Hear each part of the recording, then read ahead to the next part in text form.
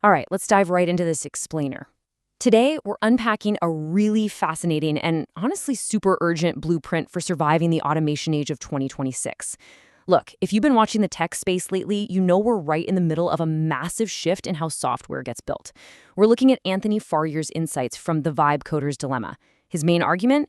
Your biggest technical bottleneck isn't learning how to code anymore. It's figuring out how to trust code you literally never read. So, get comfortable and let's break this whole thing down. Here's the roadmap for today. First, the era of vibe coding. Then, the invisible emergency.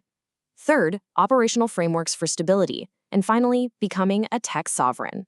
We've officially entered an era where the syntax barrier is just dead. It's gone. Vibe coding is exactly what it sounds like. It's when you just describe an app in plain English and boom, you watch an AI agent build it in seconds.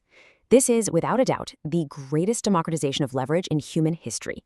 You don't need to spend years grinding through Python or JavaScript to bring a vision to life anymore. You just need a good idea and the ability to explain it. I mean, it feels like pure magic, right? So let's start with part one, the era of vibe coding. Now, while building apps with plain English definitely feels like magic, there is a critical underlying flaw driving today's high-speed startup culture. And it's this. AI optimizes for immediate execution, not long-term stability. Think about it.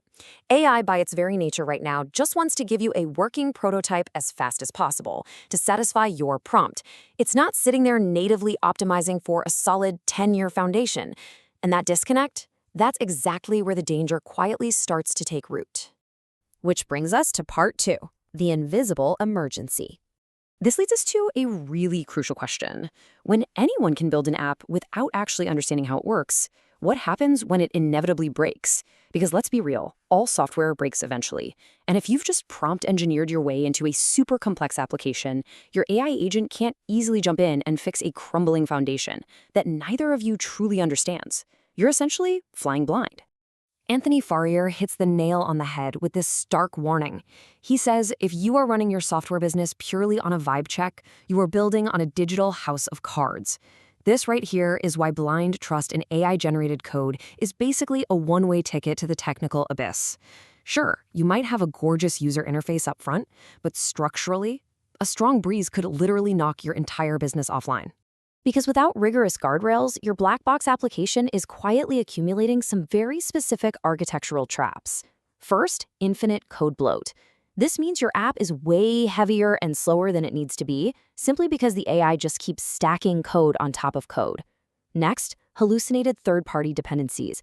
This is wild. The AI might actually tether your app to libraries or services that are completely unstable, or worse, don't even exist.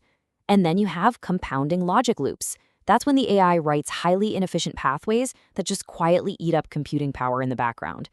And you know, these invisible threats, they don't stay invisible forever.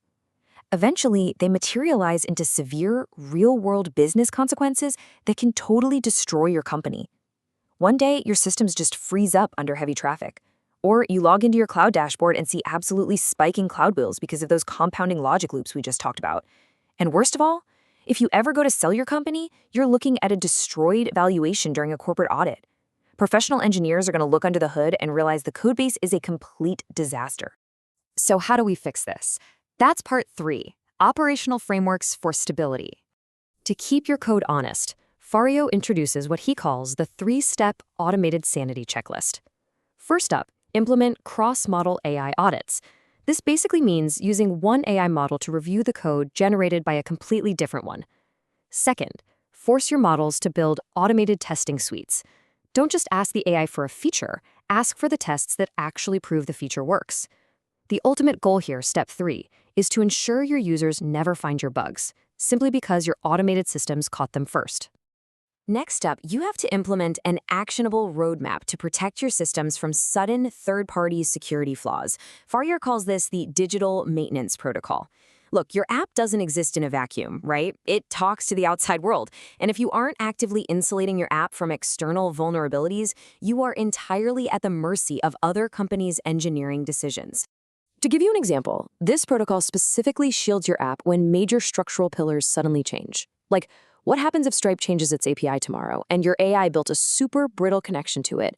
Your payments just stop, dead in the water. Having a protocol in place means you anticipate these sudden API deprecations. You build flexible, decoupled layers so that a random update from Stripe, Supabase, or even OpenAI doesn't just shatter your entire product overnight. Now, to successfully scale all of this, you need exact metrics and milestones to realize when AI alone just isn't cutting it anymore. This is the hybrid scale model. It's really about self-awareness, knowing when to stay in the prompt box and iterate quickly with AI, versus knowing exactly when to bring in a human engineering cleaner to professionally refactor your stack. You use the AI for speed and ideation, absolutely, but you bring in human expertise to secure that architectural integrity before things get completely out of hand. And if you ever want to actually sell your company, your architecture has to evolve along this timeline. You start in the prototyping phase. That's where you're heavy on vibe coding, but you must graduate to building decoupled front-end, back-end architectures. From there, you demand comprehensive documentation. And by the way, AI is actually fantastic at generating documentation if you force it to.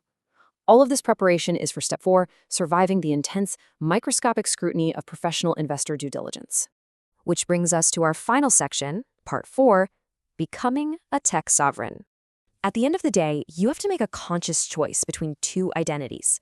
Are you going to be the passive spectator, the person who blindly trusts the vibe and just ignores the black box of their code?